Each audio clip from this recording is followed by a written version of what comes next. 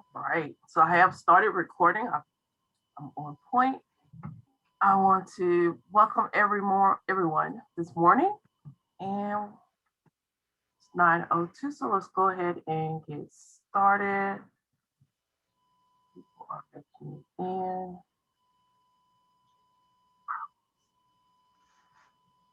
So we have a brief but good agenda today, and basically I'm kind of give you a few updates.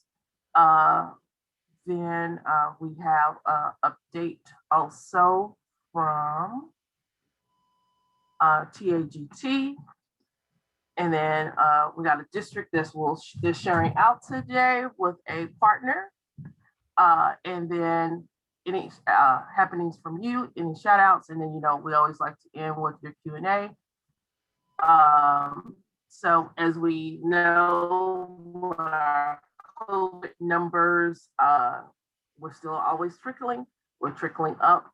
So this is probably our biggest jump. But as you see, it's been a month since we've looked at our data because we did cancel the last GT Tuesday due to the winter storm and the power outages. And but as you can also see that our numbers for COVID, even though we've increased, we are on a downward trend, and hopefully we'll keep a downward trend with more people getting vaccinated, going to a different season. So wellness check, how are you doing out there after the freeze, the power outages, the water outages? Hopefully not a lot of you have had a lot of campus damage, and everybody, a lot of you hopefully did not have a lot of home damage. Luckily, we had power outages, and we still had water. No damage to pipes, and hope everyone else is doing well. Back into the scheme of things, or at least trying to get there.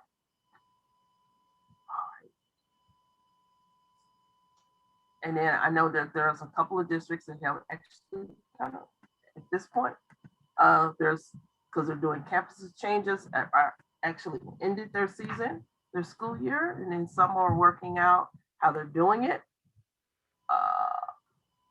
Okay, so Darla has her campus, their district got a couple buildings running on generators.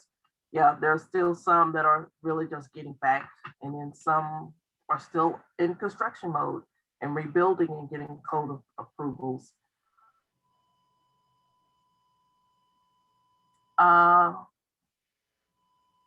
So Chris, I'm assuming if you're wondering if those two new trainings are out for the 6-hour updates for administrators and the 6-hour update for counselors. Yes, they are out with your ESCs. And so they are available with them. And so yes, the counselor is separated out. The administrator is separate, is a separate one. So those are available. Good morning from Northwest, not Northeast, Northwest. How are you? All right. Thank you, Monica. I do have a quick question. Is that a yes. stick for one time they take it and that's it, or do they have to do it every year? So that's according to your district policy. So if your district policy does not stipulate the need an update every year, it's a one-time hit. Now, on that update, because as I said, it's not stipulated, they do not have to take the same administrator counselor training year to year, the same one. You can have them do, content or another 6-hour or, a part of the 30 hours. So you can vary up what that 6-hour update is once they've had their administrator. So don't go with the assumption that they always have to take the administrator over and over. With this new one, with the revamp, yes, they can take that one, but they don't have to retake it 5 times. Or you might want the administrators to take this one and then say, well, let's look at the counselor because that might help you for the next time around. So just remember you have options. Yeah, thank you. You're welcome. All right.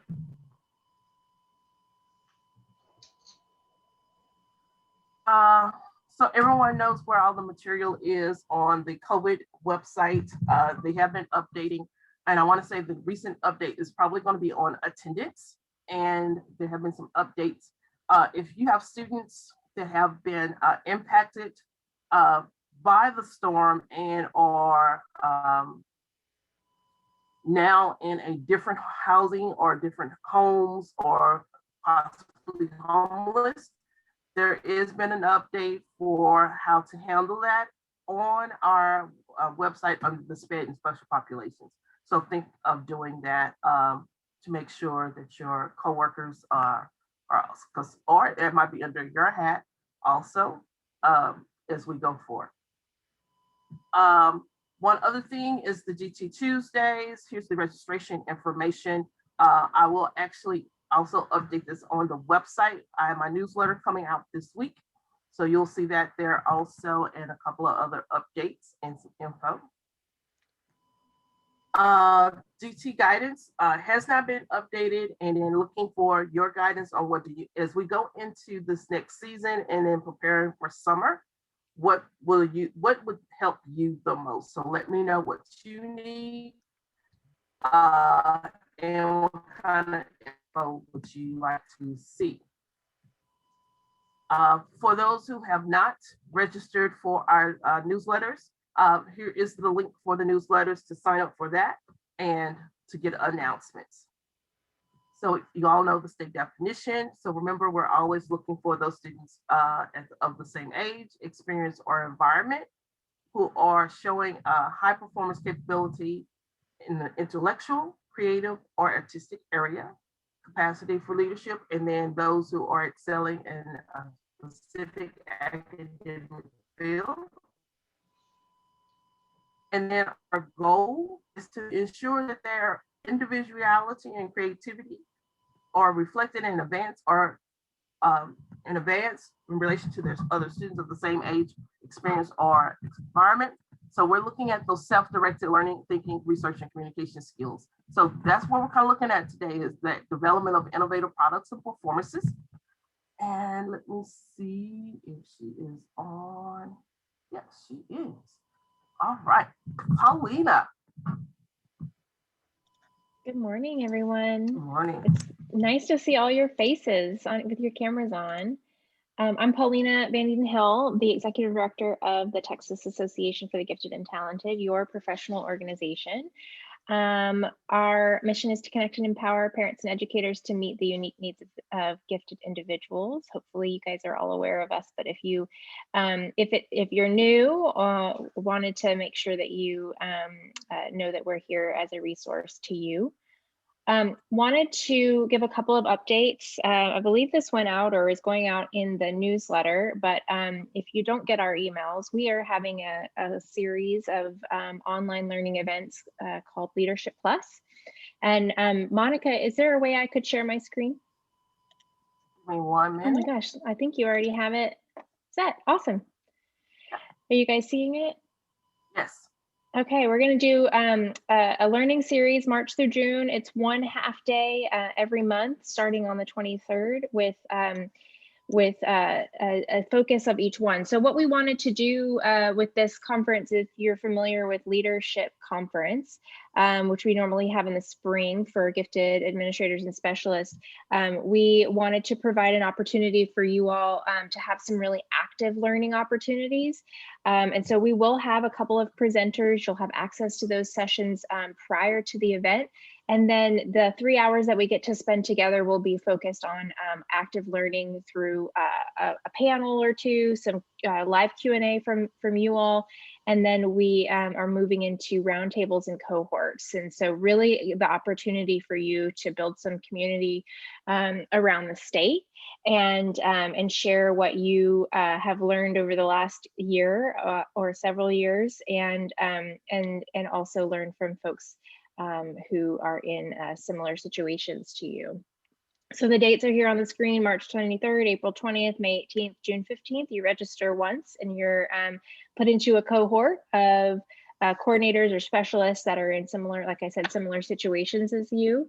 And then we're focusing on these 4 topics. So best practices for identifying GT students. This will focus a lot on best practices for identifying GT students, but also what the kind of post-COVID or in COVID world looks like. So we'll talk a lot about that and have some roundtables with assessment tools and their authors. So we're really excited about that piece. Coaching and collaboration in your district. We just announced that Emily Mofield and Vicki Phelps will be leading this conversation around coaching and collaboration, which is a book they have published recently. That's excellent. We'll talk about kind of, you know, especially now that a lot of these students are being served in the gen ed classroom, how we can work with their teachers to provide services. And then measuring and leveraging GT outcomes. This one we had a meeting about last week. It's going to be super interesting about what can we measure? How do we present the data that we have? What can we start measuring? How do we leverage the work that you all do in your GT programs to align with district goals? And then part 4 will be on equity. So this will be kind of our Gifted Plus Equity Conference. We've moved it to just one day, 9 to 3:30. And we're focusing on, as it says, equity. We're having a lot of conversations about what that means. We're going to start with the definitions, like what are all these words that we hear around equity and diversity and inclusion and access? What do those mean? And kind of level set the discussion, and then move into some crucial kind of conversations, and then have some breakouts on that particular one, but you will also have a cohort. So we wanted to make sure that you all are aware. The registration goes up next week, I believe, or in, let's say, 10 days. And again, you register for the whole series. We are also offering some scholarships. So we have funds available to send a good 10 to 12 people to this conference, this virtual event. So if you're already registered, but you think somebody on your team might be interested, but you can't pay for them, or you specifically can't register, definitely apply for the scholarships. I believe those will be open at least through the end of this week. And then finally, we're looking for folks who can help us with some roundtables. So you'll see an application here if you're interested in hosting a conversation. And that might mean that you want to make sure that this conversation is something that you guys get to participate in, but you don't have the answers. That's totally okay. You just want to make sure that folks can come around the table and discuss a certain topic. Or if you have something that's really successful in your district that you want to share and have like a 10-minute speed date kind of share out with folks, those are the 2 kind of presentations we're looking for. So definitely take a look at that and let us know if you have some ideas around any of those topics. We're really excited about this. We think this is going to be a really excellent way for you all to be able to share and learn from each other in groups that are, you know, across the state. I know a lot of you are involved in co-ops and that kind of thing, which is awesome. And I know there's a ton of learning from that. And this gives you the opportunity to kind of spread out across outside of your area to learn what other districts are doing. So it's a little bit of a strange format, and not strange. We think it's pretty fantastic, but it's different. So we wanted to make sure that you all had the opportunity to ask questions. I'll put my email address in the chat. Please reach out at any point if you're wondering anything about this event or anything else that TAGT can do to support you. We're pretty available at all times and looking to support you in any way we can.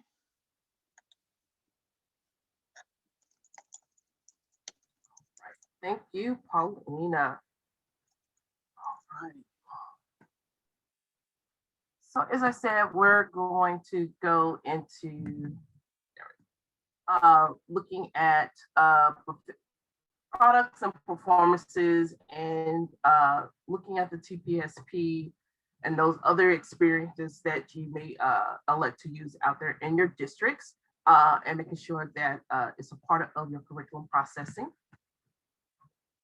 And then also using the TPSP, as you know, it is one of those free resources. And one of those resources we're thinking on how to accommodate and adapt, especially now that we have Texas Home Learning, and that might be another option for us to use. And so had them volunteer, they reached out, and United ISD and Project PALS. And so Lisa Marie Dunn from United ISD and Miriam Bugler from Project PALS are here today to share what they're doing as collaboration and working with students. And so I believe, Thank you. stop sharing. I do want to say that probably when I do my closed captioning, it is within PowerPoint, so it might not show when everyone else is speaking. So just wanted to give you a heads up on that. So I will stop sharing at this time and come back. All right, ladies. All right. Well, thank you very much. I'm actually going to jump in as well. I'm Yuri Bogler. I'm here too with Miriam. We're co-founders, and we're going to kick it off. Lisa's going to talk about her experience, but I just wanted to tee it up because this kind of started a while ago, I would say. I'm the co-founder and CEO of Project PALS. Miriam is the chief academic officer. We're actually a mother and son team. This is a family sort of partnership that we're doing here. And I actually met Monica 2 years ago, I would say, I think in Fort Worth at the TAGT conference. And she was so gracious to give me a few minutes of her time in the hallway and let me talk to her about what we were doing with our platform to help facilitate project-based learning and TPSP. That led to a series of events that got us in touch with Patricia Rendon in Region 1, who then invited Miriam and I to present to the district down there and all the coordinators about our platform and how it might help facilitate some TPSP. And this was actually pre-COVID, maybe right around maybe just before it. And then Lisa was one of the gifted and talented coordinators on that call, and she actually contacted us, and we've been working with her throughout kind of this period. Really starting, I would say, I think towards the end of last year is when we started working together to help facilitate TPSP as students were working both, a mixed hybrid of sometimes in class or sometimes remotely. So with all that said, I just wanted to say thank you very much, Monica, for inviting us to have this opportunity to speak today and to share some of the work we're doing with United, and I'll pass it over to Miriam. Good morning, everyone. So nice to see you all here. So excited to share with you what we are doing, the wonderful work that we are doing in UISD. Let me start by basically telling you what is Project PALS. So let me share the screen. So basically, we are great believers in project-based learning. There is plenty of research that backs up the fact that project-based learning is one of the most effective ways to learn. And actually, about a few weeks ago, this came out that said that project-based learning improves student performance significantly, according to breakthrough research that was conducted by the Lucas Research, Education Research. So clearly, there is evidence all the time for that. And so, however, implementing project-based learning and inquiry-based learning is challenging. And managing multiple projects is difficult for teachers, especially if the teacher has multiple classes. And in a team project, it is difficult to say who did what in the project. And so what we did is an all-in-one platform to manage classroom projects and collaborative learning. Of course, the fact that this was done with technology makes projects easier to manage. And this is why also companies use softwares like Trello, Monday, and Jira to collaborate within the company and many times worldwide. And this is also why in 2025, this is going to become an $8 billion business. Yet we have not seen a lot of this in education. Our mission is to make high quality project-based learning accessible for all students. And what teachers manage projects end-to-end within our platform. What that means is that a teacher can plan and design a project. Students collaborate in real time. Teachers can monitor and respond to students in real time, and the projects can be shared with parents and other people outside of the school. A teacher can design an original project or share from one of our more than 200 projects that are in our Project Pulse catalog and assign them immediately to the class. Students can collaborate in real time. And what that means is that any project asset that they contribute will be seen immediately by the other team members.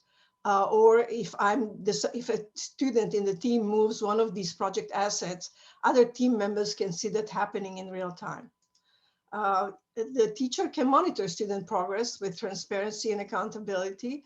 And what that means is that the teacher can see all these charts and can see how much time the student spent in the system, how many sessions in and out they did, how many actions, and how many collaboration. And by collaboration, we mean that students can work on the same project asset together, or they comment on each other's work.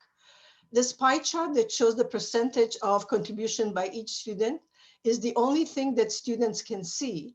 And our experience shows that this is an amazing motivator because nobody likes to be the smallest piece of the pie. So let me just go to the application, move to the application. So this is project. Real quick, just to jump in, Miriam is Yeah. modest, but this really came from her experience as a teacher. So we don't want to miss that. This is not a tool that was developed in Silicon Valley by some entrepreneur who didn't know how to do project-based learning. This came from real teacher experience in terms of how this came about. And we're just going to give you a quick walkthrough of kind of how this works because it'll contextualize Lisa's part where she's going to really talk about the experience in United. So we're going to show you some of the projects right now that we actually that have been facilitated in United since using Project Pulse. And these are TPSP projects as well, which we've mapped several into the platform. So I apologize. I used to be a computer teacher before designing Project Pulse, which I forgot to mention, but I'm glad, Yuri, that you pointed that out. Okay, so this is the platform. This is Project Pulse. What you see right now is really what you would see when you start a new account. Usually all you have is just the plus button. Once you start having projects, then you will see here a lot of project tiles, something like we see here in the catalog. So you would see all these projects that are created and so on by the teacher. And so this is the My Drafts area where teachers usually author their project before they assign them to the class. There are 3 ways to create projects in Project Pulse. One of them, which is the one that we usually start with, is to go to the Project Pulse catalog and clone a project from there. This is what we recommend to start with because that kind of gives you an idea how to do projects in Project Pulse. Then we have the option of using our project wizard, which enables either to use some of our existing resources to mix and match in ways that fit your needs, or the other way is just to create, once you feel really comfortable with the application, just create a project from scratch. So let me move on to the catalog, and this is where we have different types of projects that are available to clone. We have the types of project. We have our starter project, things like, for example, brainstorm template, which can be applied to almost any subject and any other of these. What's special about these projects is that you can really finish them fast within a day or two, and they all consist of only 1 tab. And in a minute, I'm going to explain what that means. And then we have templates, which are more general topics. So for example, things like, if you do a historical event, you might use the historical event template, a biography, a scientific research. These are more general, or even the engineering design process. Lesson plans. So lesson plans are more subject specific. They would include things like design the city of your dreams, or so you want to be a chef, which you probably recognized from your TPSP or Animal Nation. We actually have 9 projects from the TPSP mapped into Project Pulse, which UISD is currently using. And then we also have completed projects, and completed projects are those that if the teacher wants to know what to expect of students, this is probably the place to go and see how that looks like. Finally, single tabs. These are actually the tabs that the teacher, when they use the wizard, they can mix and match in different ways. and then and create a project, a customized project that fits that teacher's needs. And so in a minute, so for example, if somebody does a project, maybe an innovation project, they can start with the innovation brainstorm and add to it research and design, prototype, I mean, a whole series of one-tap templates that can be combined, like I said, in different ways and serve the purpose of the teacher. But without further ado, what I'm going to do is really, while I am showing you projects that were created by UISD, I'm going to just go through really fast about how a project looks from inside. And let me just go to one of these projects. And 1 second. So this is the famous Design a Garden project, which is part of the TPSP series. And okay. And so what we have here is, this is the workspace. This is where students do the work. But before I show you that, I'm going to show you, this is the project dashboard. We have project details. This is where you'll find all the details, the explanation, what the project is, even a video, if there is a video, then team members, who's part of the team, standards, and standards. We also have, it's easy to add standards. We also have TAGT here. So, and supporting materials, any supporting materials that either the teacher or the students add. This is where they will be added and the students can access it by clicking on it. Tasks, students and teachers can create tasks. And assign to class. This is the place where a teacher would assign a project to the class. There are two ways to assign. One of them is by the teacher deciding ahead of time who's going to be in the team. The other one, the teacher can delegate it to the students, evaluate, and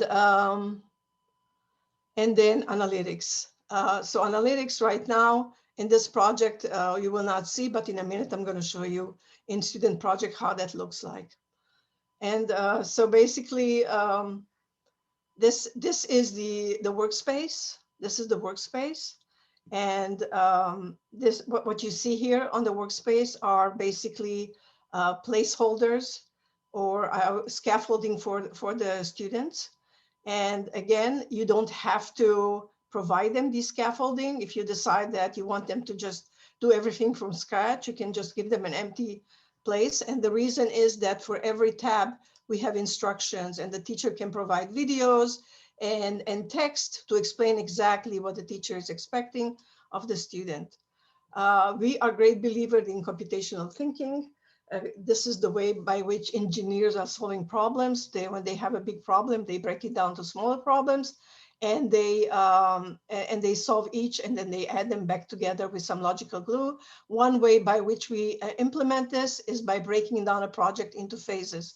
And these tabs that you see on the top are really those phases. So each tab is a phase in the project. It starts by basically focusing on what plants are, the structure and the life cycle, moves on to plant parts.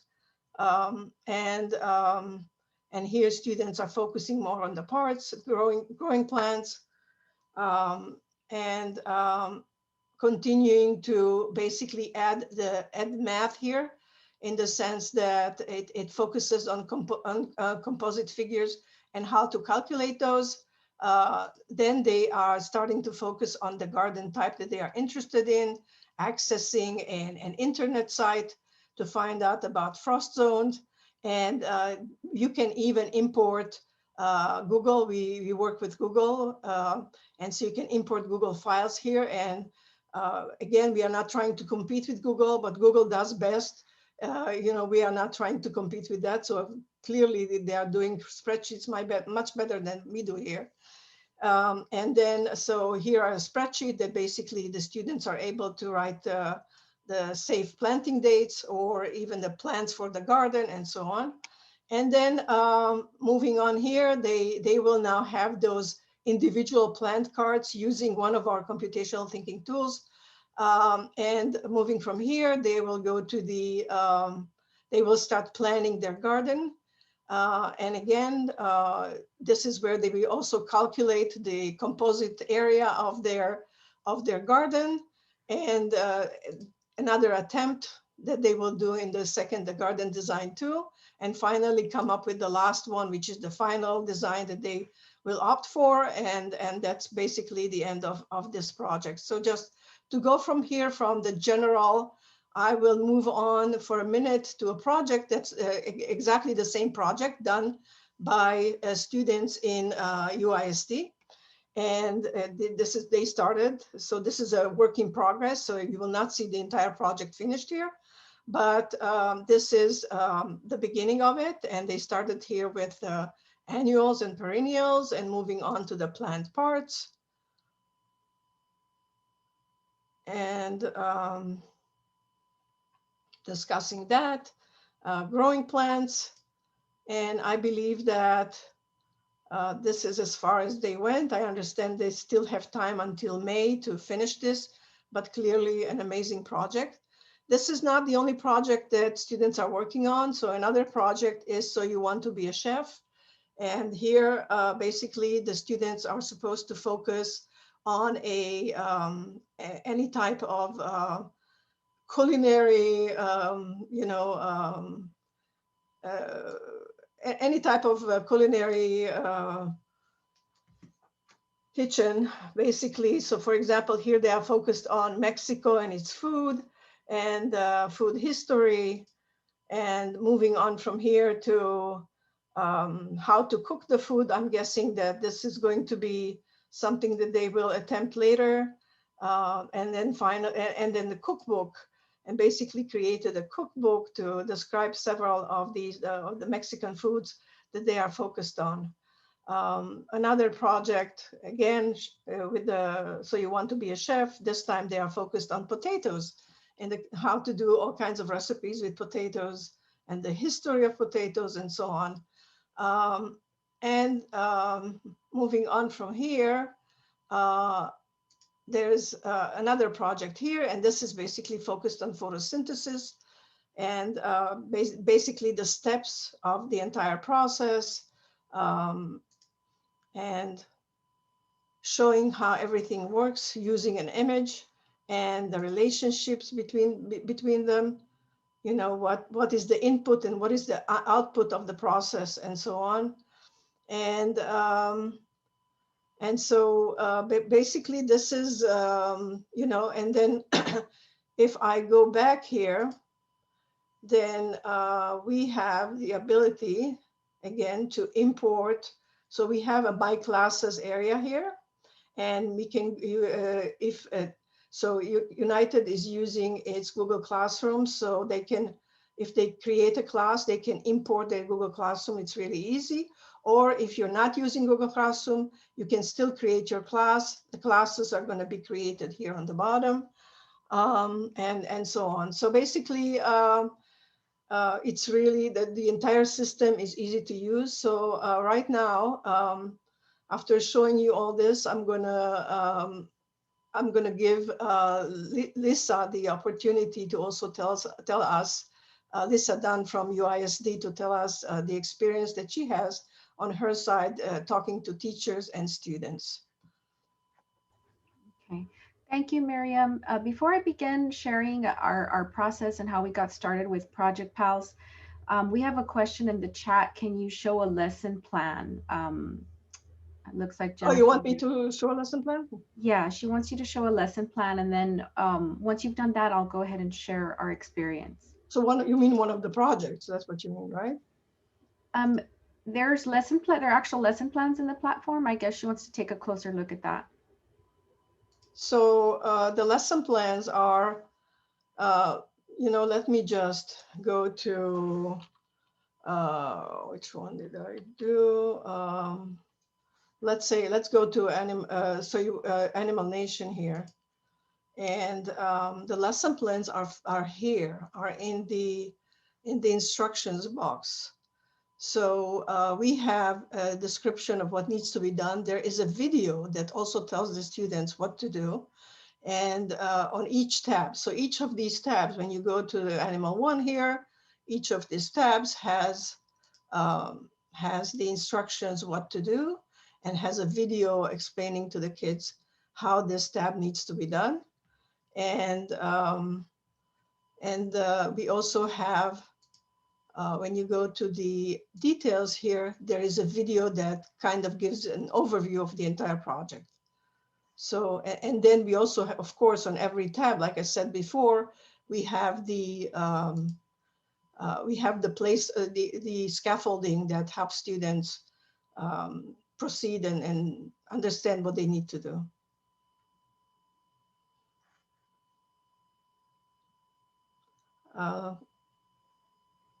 Do you want me to show something else, Lisa, or is this what you meant? It was a question from one of the participants in our meeting. She asked, can you show us a lesson plan before you finish? So she says, thank you. So I think that was helpful what you showed. Okay. Okay. So thank you. Here at UISD, I was curious after Project Pals presented at our region meeting. So I reached out and they were gracious to set us up with a trial. So we had some of our teachers kind of have the opportunity to explore Project Pals and see what it had to offer.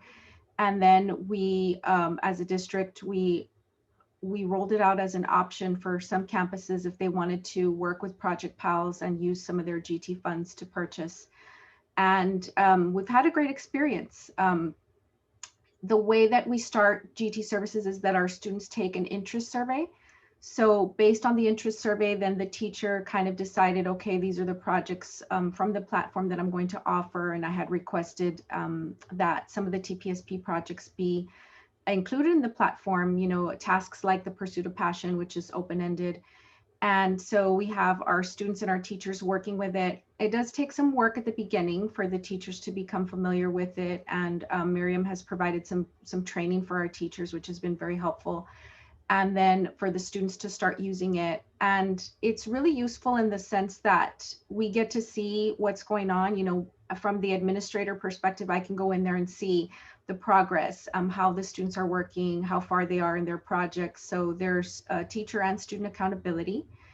And we've had some really great results. Some of our campuses work in collaboration with Texas A&M AgriLife Extension with the Learn, Grow, Eat, Go curriculum.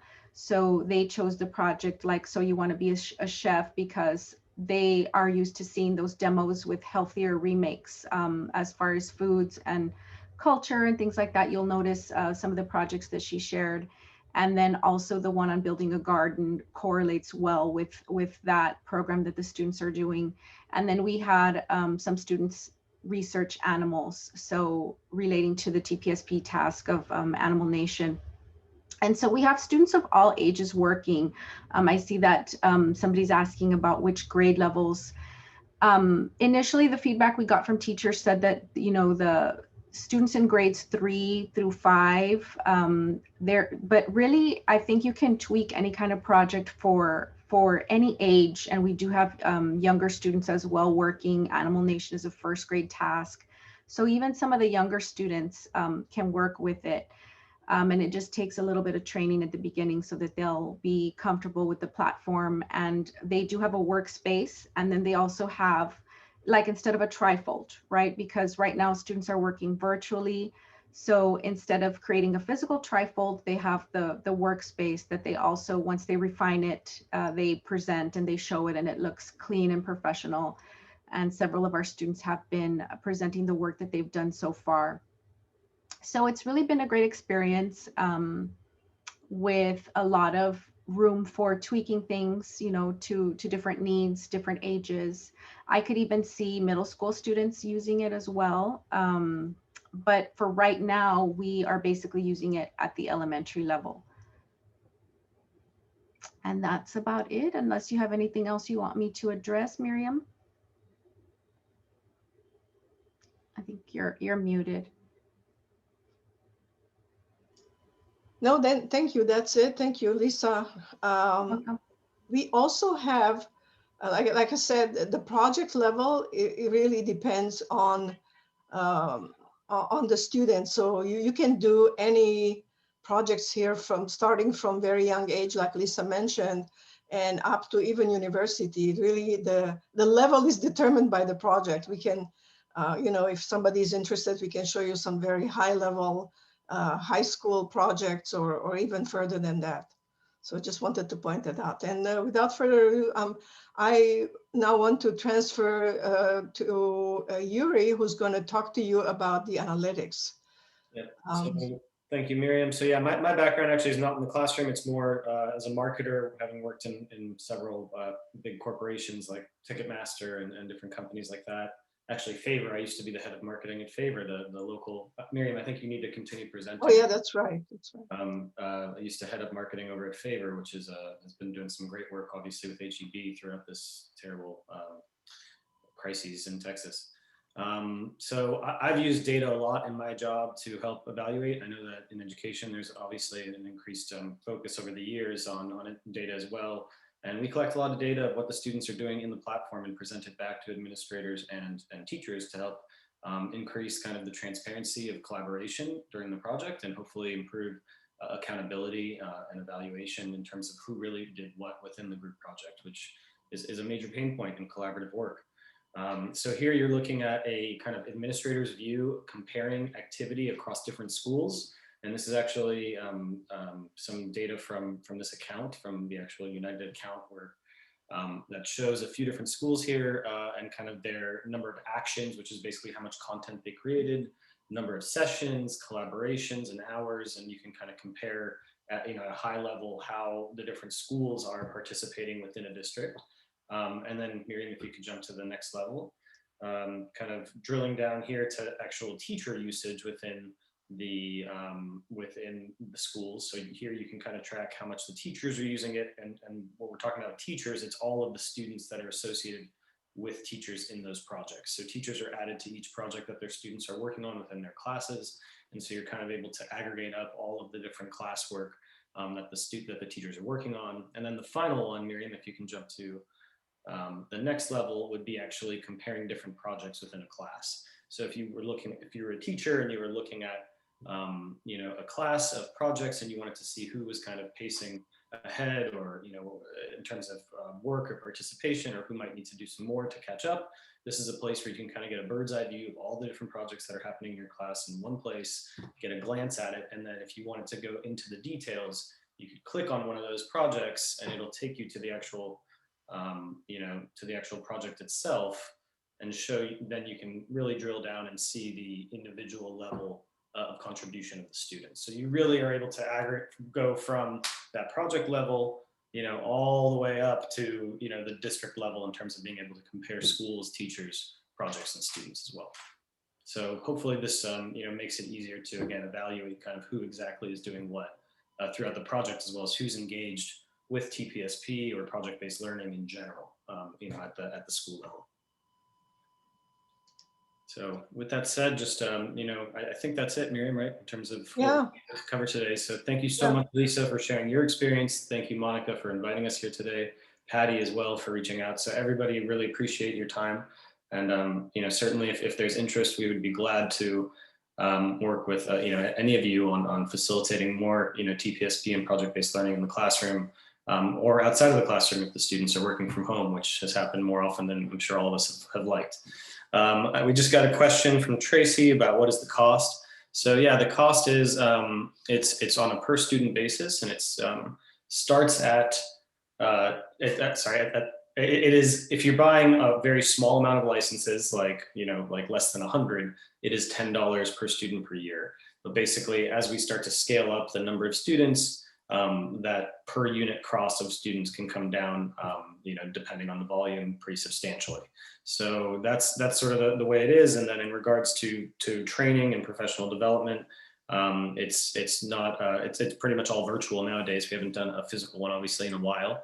And Miriam, what are the rates typically for that? About three? Yeah, so it's $295 per hour. We now recommend 3 hours of professional development, and the first one is basically just an introduction. The second really is to strengthen the skill a little bit. Teachers usually feel much more comfortable after that. And the third one, which is really, really important, is the project management. That has teachers really told me that has really changed their whole approach to how to deal with project-based learning. So that's what we recommend. Of course, you can add more if you feel that you need more. That's, and I have done professional development with UISD with 48 teachers attending, and it went really well. Thank you so much. We really appreciate that we were able to present Project Pulse to you, like Yuri said. And if you guys are interested, feel free to reach out. Thank you. Bye.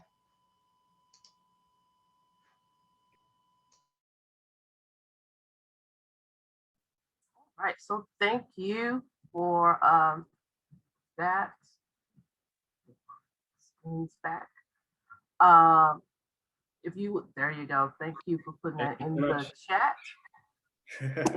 And I'll put hers as well. All right. All right. So at this time, if there are no other questions for them, does anyone want to share out something that they're doing in your district, or some happenings that are going on that you want in your ESCs that you want to share out?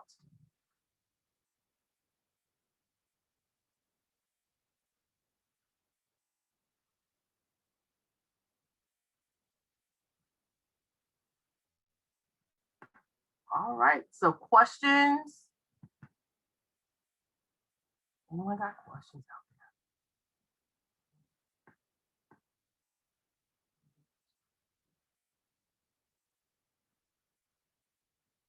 Any questions?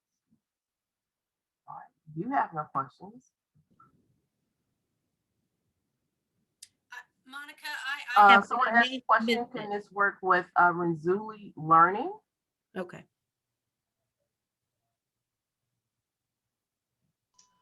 I'm not so sure what is Renzulli Learning, so I am not sure I can respond to that, but I will definitely check it out.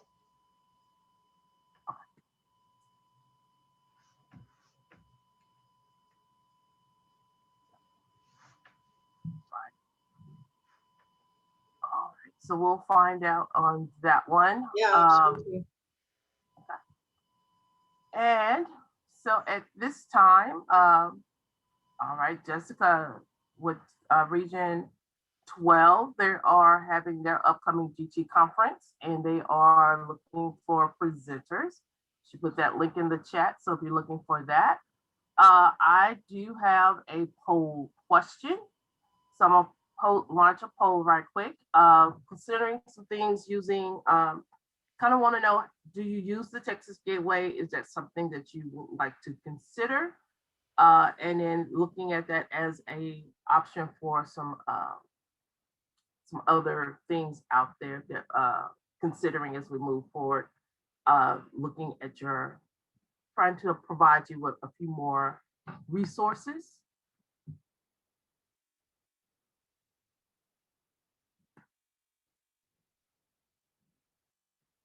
All right, and I see the question on the reading academies. And so reading academies, and I have actually told the project leads here with the agency my thought process on reading academies and actually the math academies, because they will both fall in the same category. As they are not designed specifically for GT students, I do know that they are bringing in, well, specifically I know for reading academies, because I do work with them on GT strategies and different items into that program, but they are not designed and their full focus is not on GT students. So it's, so I have basically said that does not count for a GT update. So they will be providing that information to their leads and to those who are providers of that training. So they will know also, so everyone knows up front that no, this Reading Academies is not considered an update for GT. And then I will say the same for Math Academies. I know a lot of people have been trying to push that, but it's when you really look at the content and the materials, there is not enough there to justify to say that is a GT training in my basic opinion, from looking at the materials and going there. So at this time, Mallory, no, it is only with the ESCs at this time. I will, I see your question about the outline. I will, yeah. Okay. All right. So thank you for voting with the poll. I'm about to end the poll. And that will help me make some other decisions as we go forward. And if there are, and one other question I know I've received, and I put it out, and it will also be in the newsletter, as I stated earlier. With kinder testing, I know some of you with the storm got knocked out of your flow and your system, which is totally fine. And we understand that. So no, there was no pressure or push or drive for you to get that done by March 1st, as we are here at March 2nd. And so just be one, as you go forward, just work on getting your testing completed, getting your students, there will be opportunities with PEMS accounting to update your systems, to get into there, to make sure that it is there. And so other than that, I think that's it. Remind you that the EL portal is available and it is out there. That if you need some more resources for your English learner students, this is there. Highly recommend that you sign up and get updates with them. They're getting ready for their Title III program conference. And so also look at that coming up. And I do not think there's any other questions out there or wonderings. If you put them in the chat, we've got about 6 minutes. But I will hold you the entire time. Trying to think if there's something else that was being questioned out there. If not, chat. I want to say thank you. Stay safe. We will meet again at the after spring break. Hopefully everyone will have a great spring break. Take time, do something for yourself. Don't take your bags home. Don't even put them in the car. Or if you're at work, if you're working from home, teleworking, just leave it in that corner spot as we go into this break for spring break. And as we move into it. And as I stated earlier, if you are looking for certain information or some details or some guidance, please send me a note so that we can definitely get there, pull it out and build it for you. Because I want to be a resource for you and to make sure that we get that information out.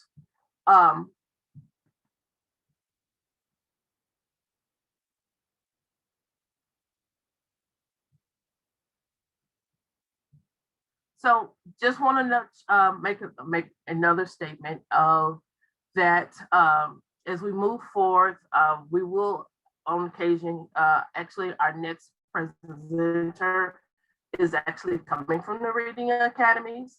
So they will be coming out the next meeting date. That was the one council from last week, at the beginning of end of the month. Our next GT Tuesday is March 16th in the afternoon, March 16th. I will put that in chat.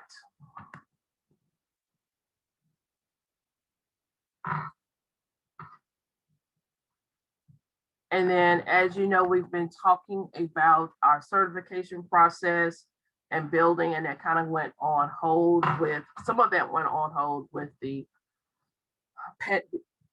pandemic of COVID. And so we have been finalizing and working on that document. And so that's, hopefully we will have that for you in the month of April to review, to introduce, to share.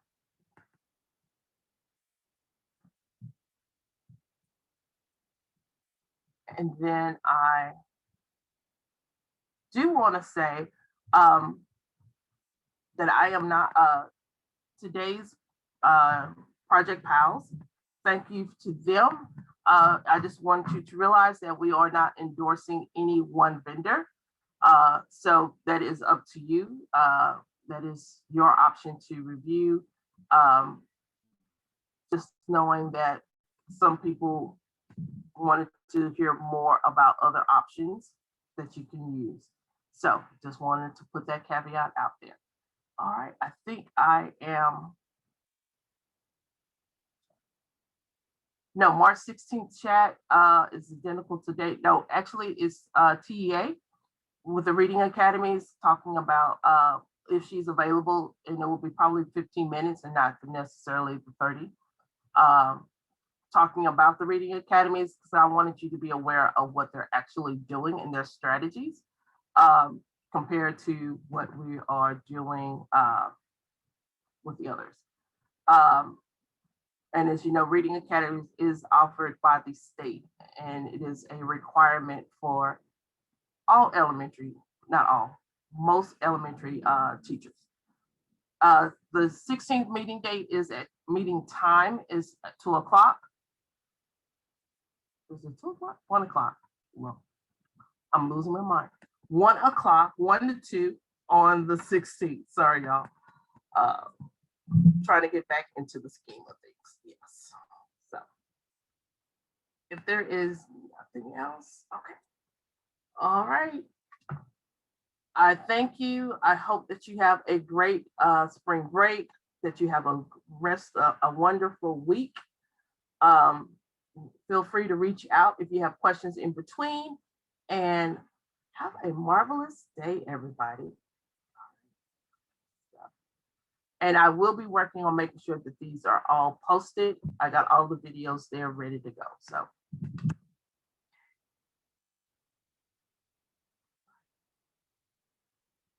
Bye, y'all.